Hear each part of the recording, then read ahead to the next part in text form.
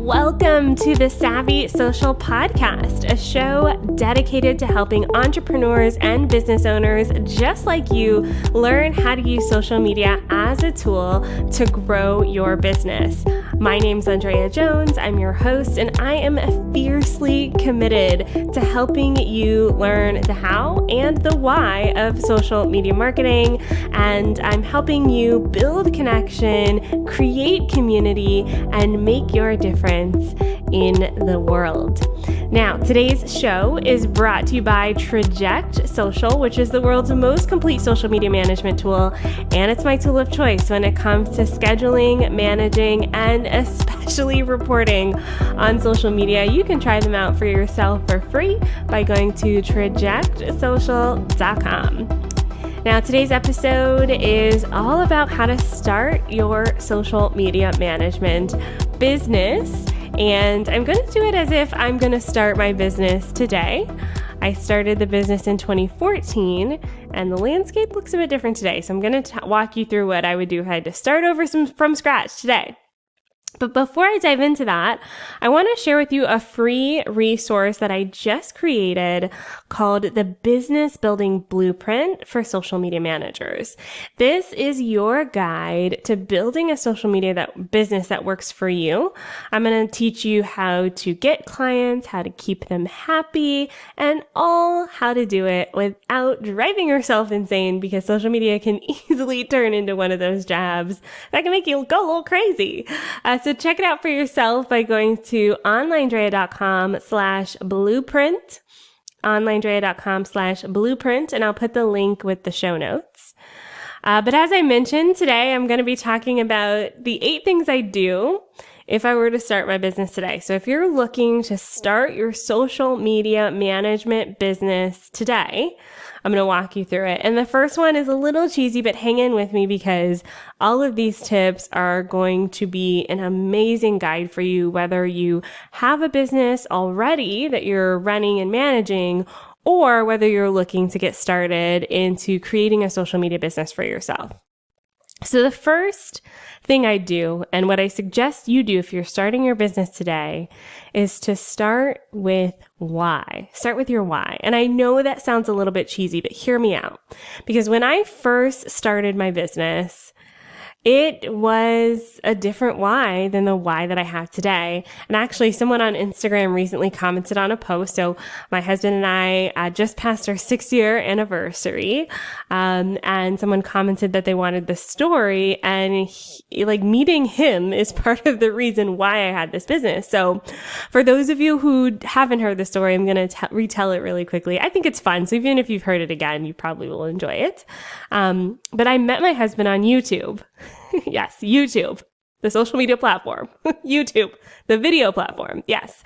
So I was creating videos about my life. They were awful and boring, but I met my husband. He was creating these angry rant comedy videos, and we both were collaborating, just like I have guests on the podcast sometimes. I had him as a guest on my channel. He had me as a guest on his channel, and we just kept talking after that.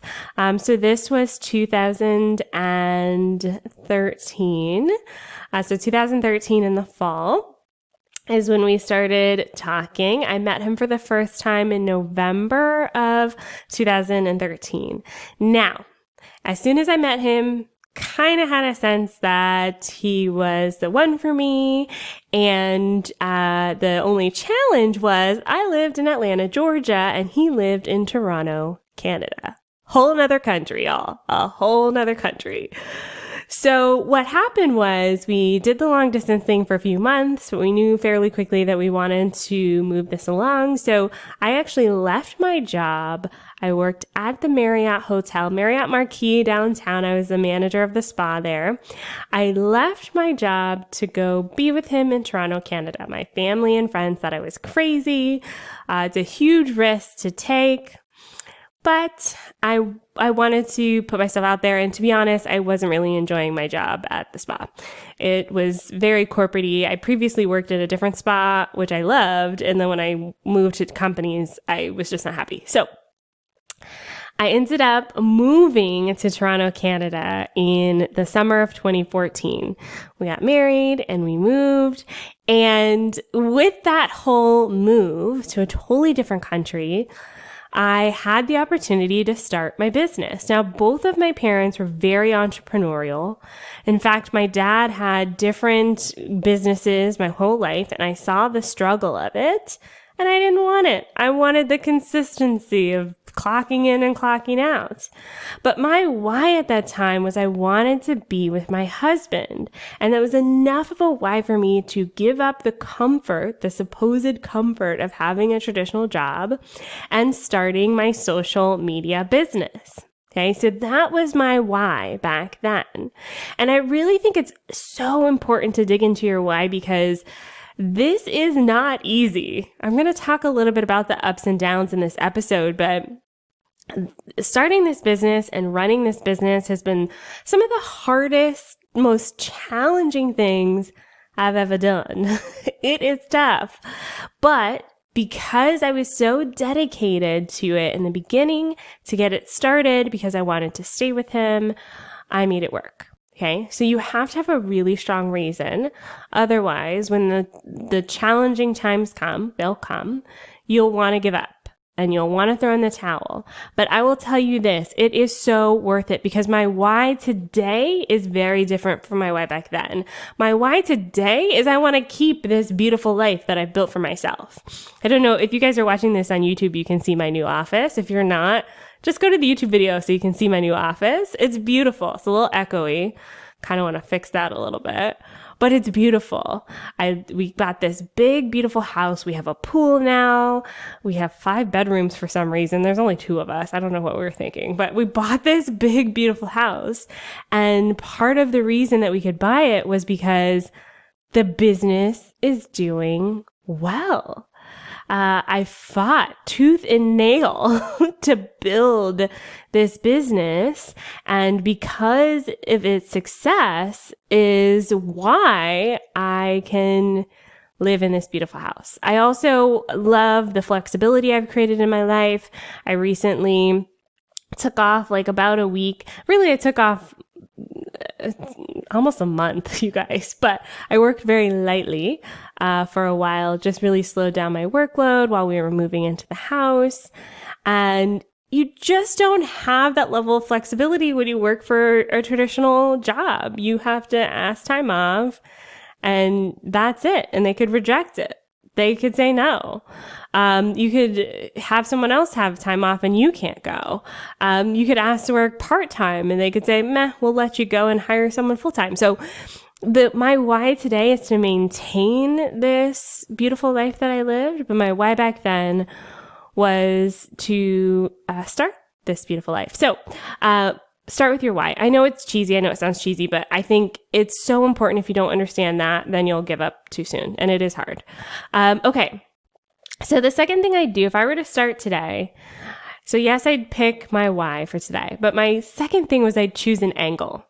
Choose an angle. And I'm not going to say niche specifically, but an angle. So let me talk about niche. Niche is one angle that you can have on your business. It's what makes you different. It's what sets you apart. It's how people can understand how you're different from the other guy or the other gal or the other person, right? So you could pick a niche. You could say, I'm only going to work with businesses in the pet industry, or I'm only going to work with local businesses, or I'm only going to work with spas, or I'm only going to work with lawyers. Like you could pick a niche as your angle and go with that. That's great. That's a perfect angle. But I want to give you 2 other angles as well that could work for you. It doesn't have to be niche. It can be. Another angle can be platform. Some people do this by saying they're an Instagram expert, or they only do Facebook ads, or they're only in Pinterest, or they only help people by hosting Twitter chats, or whatever the case may be. That's platform specific. Okay. So that is an angle you can take. You can be an Instagram expert, work with pet businesses and lawyers and spas, right? but you're Instagram expert. An angle really helps you stand out and be different. The third angle you can choose is your services. So you can have an angle of a specific service that you offer. I've seen people do this with design. So they design social media images, okay? So they're not just posting for you. They're not doing all of the things. All they're going to do is help you design your social media images. Or maybe they are a Facebook Live or a live streaming virtual assistant. So whether you're on Facebook or on YouTube or on Instagram, they're going to be on that live stream with you. They're going to help you optimize it, set it up, promote it, be live with you, and then maybe after the call, turn it into some other type of content piece, okay? That's something that makes you different. That's your angle. So if I were to start today, I'd choose an angle, niche, platform, or service. All right. So the third thing I'd do if I were going to start today all over again is I would dive in with both feet. And this is something that I did the first time around purely by accident. So I had worked at a marketing agency before. It was a local agency based in SEO. I was an intern for a few months, so nothing crazy. But when I worked at the spa, being the youngest person on the team, I got naturally assigned social media tasks. I was already doing it because I had my YouTube channel. I was promoting it. I've been blogging since 2007. So I'd been online for a while. And, but when I first started doing this for clients, I had no idea what I was doing, and I wouldn't change a thing because sometimes you have to just do in order to learn. And with someone like social media, with something like social media, it changes so freaking fast. I don't know if any of you are social media managers right now. If you're listening to this, you know what I mean. Facebook looks different. Things keep changing. Facebook Ads Manager looks different. Instagram's going to move around how you get to IGTV. Even the different stickers that you can add to Instagram stories look different. So you have to learn by doing and by getting out there and giving yourself a chance to explore and experience this. And there's no greater tool than doing, okay? No greater tool than doing. You have to do it in order to get it. I want to share with you a story about my very first client, who is still a client today, by the way. I'm very proud to say. As of 6 years later, she's still a client. But one of the reasons that she's still a client today is that I'm very honest about the fact that I'm learning. And I'm honest like that with my clients even today. Okay. So I don't like the term social media expert or social media guru because it's hard to fully understand social media. Even the most advanced people out there don't know all of the nuances of these platforms. And so I don't really like those terms because I would never consider myself, you can't just close a book and say, I'm done. There's nothing else to learn. There's always things to learn with this. And I'm always very clear about that with my clients. So my very first client, still a client today because I'm constantly learning and improving. And even just today, a client sent me an email about some information that she wanted. And I basically had to say to her, you know what? I don't know, but I want to find out for you. And that level of honesty is something that will take you so, so far when it comes to building and starting your social media business. You don't have to have all the answers. You just have to know where to find them. Okay. Google will be your best friend. All right. So learn by doing. Next up, if I were to start my business today, and if you're starting your business today as a social media manager, 2020, practice copywriting. Okay. Copywriting. And copywriting is so important to social media because it's actually a lot of what we do and a lot of how we approach creating content on social media is based on the words that we're writing. And especially for writing for other people and not for ourselves, there's a skill to that that has to be practiced. Now, there are a lot of resources that can help you fine tune that skill. Absolutely use those resources, but you have to use them in order to get them. Practice makes perfect. One of the things that we have found internally with my business, my social media business, which has grown into more of an agency now, is this formula we call the copy stocking formula. And it's something that I teach in my upcoming mentorship program. But copy stocking is essentially studying your clients' words to be able to write for them on social media. Because when you're writing on social media, you're not writing for yourself, you're writing for your clients, and you don't want it to sound like someone else is posting for them. It should feel seamless, okay? So copy stocking. Now there's two things you want to consider when you're writing copy for your clients. The first one is your copy should be conversational. It should be like you're having a chat with a friend. It doesn't have to feel like something too polished. You can use fragments of a sentence, definitely use emojis, okay? It should feel fun and conversational, even if you're working with like a more serious client, like a lawyer. You can use bullet points, you can use arrow emojis, you can use smiley faces. There are a lot of things you can do to make it conversational. But your copy should also be optimized for conversion. Okay.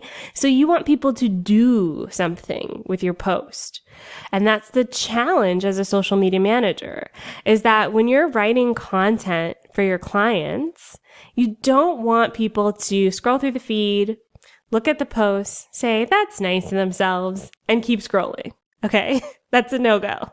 We want them to be able to read that post and feel moved to like it, leave a comment, share it with a friend, click on a link, all sorts of things that we want people to do sometimes with these social media posts. You have to optimize it for conversion and conversation. So practice that. It's going to be a skill. Again, you have to keep flexing that muscle and keep doing it in order to get better at it. All right. So next up, if you're starting your social media business today, 2020, you have to focus on reporting and strategy. So back in 2014, even though this was only 6 years ago, there was not a huge focus on the data of social media. People could say, I just want it to look pretty. I just want to look like I have a legitimate business. I just want to have something I'm proud to show off. I don't really know what's going to happen, but I heard I should have this social media thing. And that's the fastest way to high churn clients. And I can attest to that. I learned that the hard way. Okay. So as you are building out your social media business today, you want to focus in on reporting and strategy.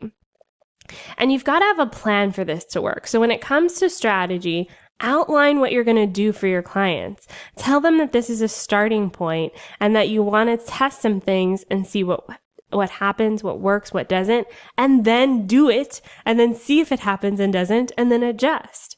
So an example would be for one of our clients, we put all this time and energy into creating these micro videos. They've worked for other clients in the past. This one particular client, they're not really working as great as they do with other people. But the only way we could know that is by looking at the data, is by looking at what works. For her, it's those Twitter screenshot quotes. Bomb. People love them. So we're going to switch and keep doing Twitter screenshot quotes. Say that 10 times fast. And we're going to keep doing that because it's working for us. So when you find something that's working, do it. But the only way that you can figure that out is by clearly outlining what the strategy is and then following through on that strategy and then analyzing your success to see if it worked, if it didn't. If it worked, great, do more of it. If it didn't, pivot and try something else. That's key to 2020. I will say, when you're dealing with clients, you have to consistently prove your value. And that leads me to my next point, which is to hire a mentor. And I'll talk about my first mentor, ANDREA. I'll put a link to her program with this video. I know I'm promoting my own as well, but if you're starting in the freelancing space, take her program too, or take it first. or just take hers. I don't care. Her program is so valuable that I would not be where I am today without it. One of the things that she taught me was how to become embeddable. How to become embeddable, how to become so valuable to your clients that they cannot imagine their business running without you. That is a skill that has nothing to do with social media management and everything to do with maintaining your success as a business owner. That's just straight up great business advice, right? Become a habit in someone's life. Become their go-to resource. Become embeddable. So after ANDREA, she's got I think it's called Freelancing Freebirds now, program, a great mentorship program for freelancers, especially if you're just starting out. I mean, I learned so much from her. But having a mentor is like turning up the speed dial on your success, right? Like I talked earlier about doing the work and stumbling and figuring out. And yes, that's part of it, especially for learning the social media side. But for the business side of things, there are so many things that are tough without a mentor. Things like, how do you send portfolios? How do you send proposals? Do you cold pitch clients or not? How do you handle client meetings? If a client wants something that you didn't originally agree upon, what's the best way to navigate around that? So many things a mentor can help you with. And so Afton's a mentor. And then obviously I have my own program where I mentor social media managers as well. So having a mentor is invaluable and it gets you where you want to go faster. All right. Next up, if you're starting a social media management business today, my word of advice, talk more about what you're doing. If I were going to start again today, that's one of the biggest things I'd change because I did not do that in the beginning. And it was a huge accelerator to my business. The first 3 years of my business, 3 years plus, I worked quietly. I didn't really post on social media myself. I definitely didn't have a podcast. I wasn't really creating YouTube videos. I had a little Facebook group that was fun, but I just kind of thought it was for fun. I wasn't sharing it with my friends and family. I would just go, oh, I'm freelancing. And I wasn't really making it a real thing. It was almost more like a hobby that I was afraid to talk about. And as soon as I started talking about it, my business exploded. Okay. And I'm not talking about you have to have a perfectly polished podcast, right? I'm talking about just sharing what you're working on. Talk about it with your friends and family. I'm building this business. Don't say you're freelancing. This is a business. Okay. Talk about it with your friends. Okay. If they ask what's up, say the business is doing great, or I'm really excited for the transition, or I'm looking forward to a new client. Like, be excited about it. That started shifting for me in 2018, and I actually started shifting out of necessity, and I don't want you to have to do the same thing. 2018 was hands down the worst year of my business life history. I believe I've talked about this before on the podcast, but I basically ramped up my expenses way too high. I had 2 pillar clients who was most of my revenue, and they both left at the same time. So I crashed and burned. And that was July to August of 2018. And it was awful. And then because of that, I decided, you know what? I'm going to get out there and be visible and start talking about this because I need clients. And it worked. And so one of the things that I would suggest for you is get out there and talk about it. You never know who you know. So 2018, your visibility. 2019, I saw massive growth in my business. Massive. My top line revenue doubled, almost tripled.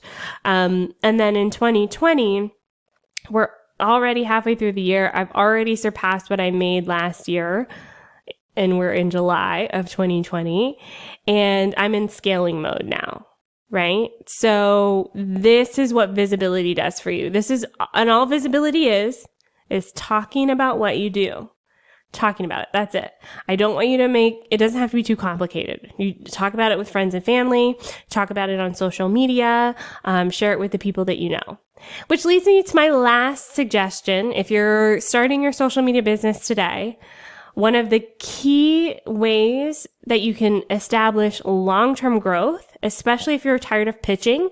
So I don't pitch anymore. I haven't done that since beginning of 2019. I don't seek business. Business seeks me. Okay. And if you want to be in that spot, collaborations is another big part of that. So outside of talking about it, connect with other people. Partnerships are key here. So other people who have the same clients that you have, but they're not competitors. Okay. They have the same clients that you have, but they're not competitors. So some of my very first collaborations were web designers. They build websites for people who then need traffic to the website. So I would partner with web designers. I even white labeled my service. So they basically subcontracted me and my business to deliver social media services on an ongoing basis for their web design clients. They made a little extra profit. I had a client that I didn't have to chase. It was a win-win. So find partnerships and collaborations with people who will help you build your business, and then you help them build theirs. If you have a social media client who needs a website, you now have the perfect person to refer them to. One of my most recent collaborations, which has been just fantastic, is my podcast editor, Travis Brown at Podcast Buddy, and his team have been absolutely fantastic. And I'll tell you the story about how I connected with Travis, because it was still a lot of work. This was the end of, I can't remember if it was, I think it was the end of 2019. Yeah, it had to be the end of 2019 because I was just connecting with podcast editors. I had just started the podcast. So I was about 20 episodes in. So this is 2018 then, the end of 2018. I was about 20 episodes into the podcast. I had just got back from Podcast Movement. It was fantastic. It was my first podcasting conference. I was going all in on podcasting. And I was like, you know what? I want to connect with podcast editors because I bet I could work with a lot of podcasters and their clients probably want more attention on their podcast. Their clients probably need someone to help post it on social media after their editor does such a fantastic job of making it sound great. So I connected with probably 100 different podcast editors on Instagram, DMing them. Okay. Hey, I want to connect. I want to send you clients. You can send me clients. I want to see how we can collaborate, right? Over 100. I got on the call with probably about 10, maybe less, a little less than 10. Travis was one of those, and he was the only one that turned into long-term referral business for me. Okay. This was end of 2018, and we are still working together today. And in fact, Travis was so, I just connected with him. He was so awesome that I was like, you know what? I want to hire you to do my podcast. That was not my intention for the call, but that's how it ended up happening. And we're still friends today. But that sort of collaboration and connection and partnership can be invaluable to your business. I've sent Travis clients. He sent me clients. We worked together on projects, and we're able to co-create amazing results for our clients because we're working together and we have similar goals for our clients. So find people that you can partner with. Again, not competitors, but people who are in similar spaces as you, and see how you can work together. And remember that it takes a long time. This is building a relationship. Like I said, I reached out to probably 100 people, got on a call with a little less than 10, and only one of those turned into something. So keep that in mind as you're going through this. All right, thank you so much for joining me on today's episode. I hope this was a lot of practical advice for you as you build your social media management business. And before you go, I want to let you know that I'm doing a free workshop. We're going to get down and dirty and talk about some shifts that you can make in your business, whether you're just starting or whether you already have started, to really improve your social media management business, okay? These are key, and these are the things that really help me take to the next level. This is going to be a 1-hour workshop, and like I said, we're working on this workshop. This isn't like a regular webinar where I floof around. We're going to get to work. Okay. So show up with a pen and pencil and be ready. I will talk more about this coming up. So really stay tuned to the podcast here, my social media accounts at OnlineDrea, and I will see you there. Bye for now.